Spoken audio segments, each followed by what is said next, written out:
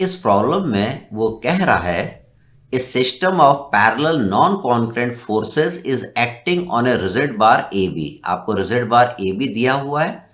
Find a single force R and its position from A. तो यहां पे अपने को सिंगल फोर्स निकालना है, रिजल्टेंट निकालना है, और उस रिजल्टेंट की पोजीशन हमें ए पॉइंट से निकालना है। तो रिजल्टेंट की पोजीशन निकालना, तो पहले रिजल्टेंट का अपने को मैग्नीट्यूड और डायरेक्शन निकालना पड़ेगा। तो उसके लिए पहले सिग्मा एच और सिग्मा वी की वैल्यू हमको निकालना पड़ेगा। तो देखिए इस फोर्स सिस्टम में आपको नजर आ रहा है कि सिग्मा एच की वैल्यू 0 आएगी, क्योंकि यहाँ पे कोई भी हॉरिजॉन्टल डायरेक्शन में फोर्सेस एक्ट नहीं कर रहे हैं।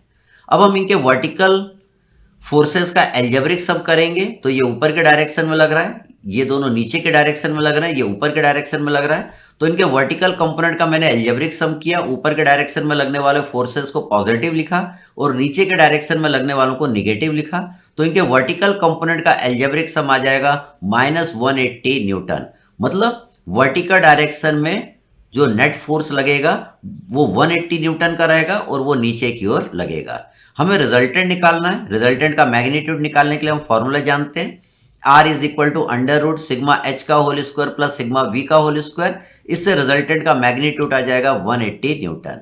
रिजल्टेंट का डायरेक्शन निकालना है, हम फॉर्मूला यूज करेंगे theta is equal to tan inverse mod of sigma V upon mod of sigma H. इससे आपका एंगल थीटा आ जाएगा, दैट इज 270 डिग्री। अब हमको रिजल्टेंट की पोजीशन ए पॉइंट से निकालना है।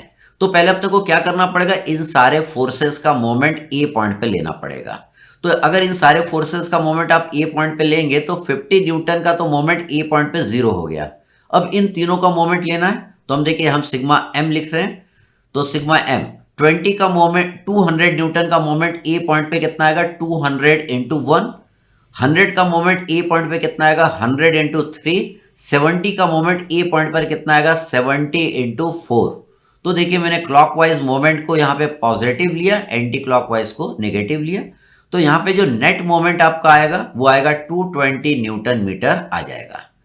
अब हमको क्या करना है, रिजल्टेंट की पोजीशन निकालना है। तो पहले आप रिजल्टेंट को एज्यूम करेंगे, आप कहीं पे भी एज्यूम कर सकते हैं, आप इसको कहीं पे भी एज्यूम कर सकते हैं।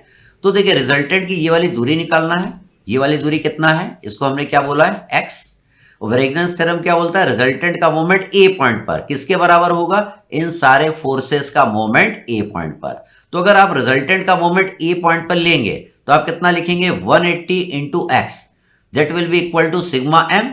तो इससे आपको x की वैल्यू पता चल जाएगी, x आपका कितना आ जाएगा, 1.22 मीटर। तो इस तरीके से आपने क्या करा, रिजल्टेंट की पोजीशन फाइंड आउट कर ली।